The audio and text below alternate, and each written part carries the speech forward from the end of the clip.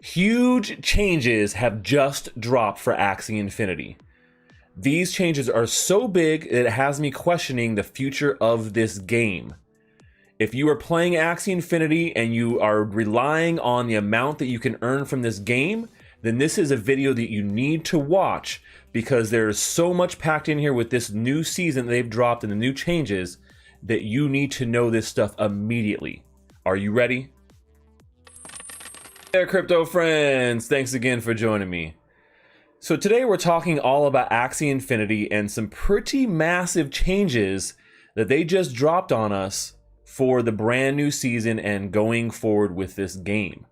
These are so big. I'm over here like I don't know what to do. And there may be a lot of people that are in the same boat as me questioning whether this game is still worth it to play and if it really is just too expensive to even get started at this point with these changes that are dropped just today. So we're going to jump into all these brand new changes, what they mean for the game, whether they're going to be good or bad in the long term or in the short term, and why this may not necessarily be the best game to be putting your time into if you really need to play and earn, like a lot of the people who are depending on this game for their daily income. But before we get into all that, if you love games, NFTs, and earning money in crypto, then make sure you subscribe to my channel and smash that like button if you want to continue to earn and maximize your profits in gaming. All right, so let's talk a little bit about these changes because these are pretty significant changes. When I got the word of this, I wasn't necessarily surprised that they made these changes, but they do affect a lot of people, I think, in a lot of different ways. So Season 18 of Axie Infinity just started, and there are some pretty notable changes. The very first one we'll say is that the season is now going to be 2 weeks longer than normal. So they've extended the seasons now, and you'll have extra gameplay and extra time to be able to earn all the different rewards, in particular in PvP. And they have definitely pushed the rewards more towards the PvP side. I'm going to talk about why in just a second. But when it comes down to how much you can still earn in this game, they have effectively cut that down by half. Whack, whack, chop, chop. They just chopped it all up. So now when it comes down to how much you can earn on the daily, they have limited that in the PvE scenario. So when you're going and you're doing your adventures, right, to where before it was 100 SLP per day if you completed that whole adventure circuit. Now they're cutting that to 50. In the same kind of contrast for the daily quests, right? These are like your daily quests to be able to complete things. They have cut that from 50 to 25 SLP per day. So this significantly impacts the amount of money that somebody could be making per hour, whereas a top skilled player could be making anywhere between $9 to $15 an hour.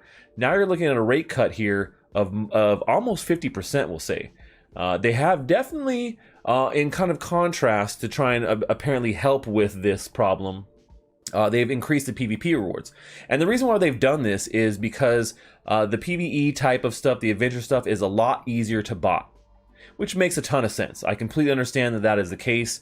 You know, you have this very easily bottable situation where someone could just have a bot, put it on repeat, and they'll be able to get the maximum daily requests and PvE rewards every day. And so it was a pretty easy situation to bot. Now PvP is a much harder situation. You can't really bot it as effectively as you could with the PvE stuff, which you know what you're going to you know what to expect, right? So it makes sense.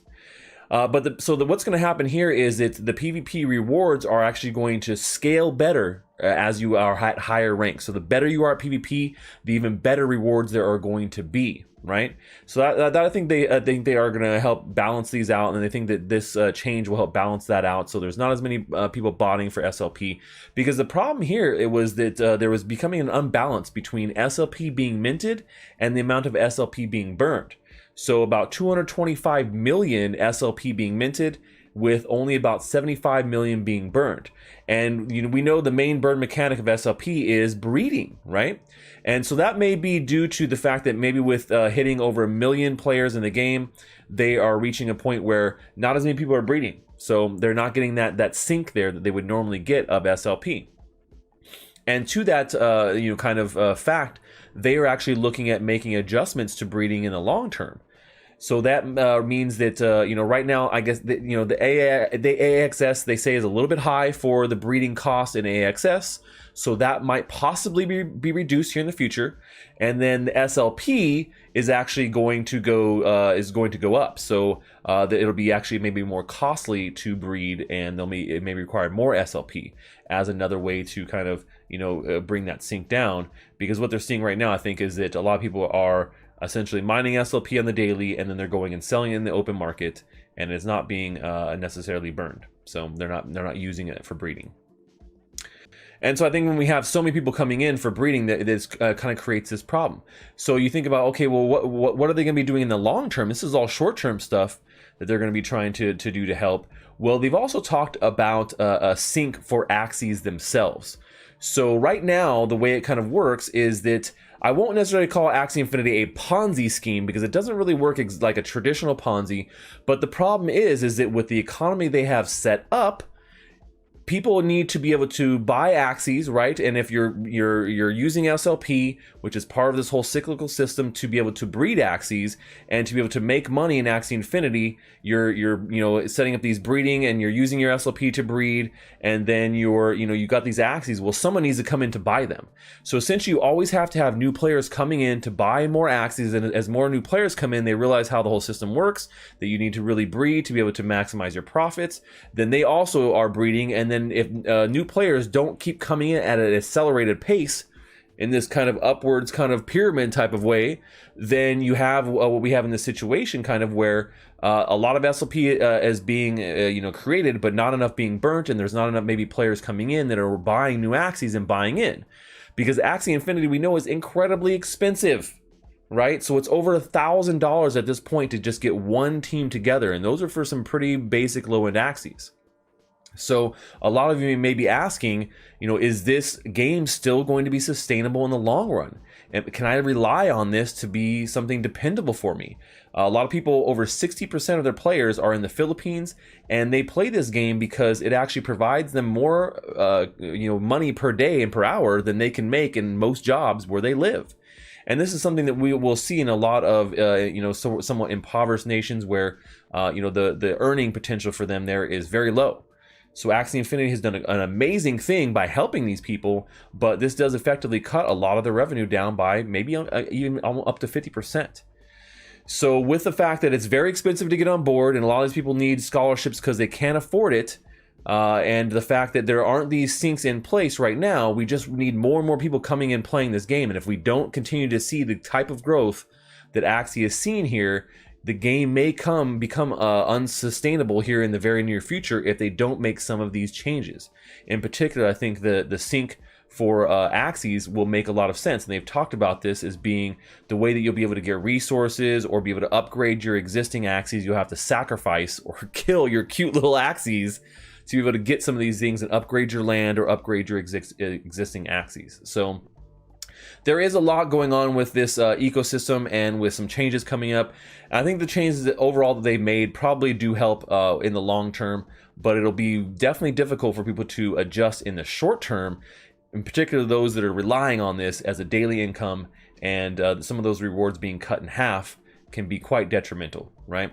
So now we're having scholarships having to be adjusted because of the amount of SLP you can really earn effectively every day, and now it's really going to come down to being very skill-based, right? So you have to be really good at PvP to be able to really continue to earn the same amount that you were earning before, and they will have increased rewards for PvP, so hopefully that will help. And they've expanded that to the top 1,000 people on the leaderboard. So definitely brush up on those PvP skills. If you have not been playing a lot of PvP with Axie, now is a time to get going. Otherwise, you may lose out on a really great play to earn opportunity here. So,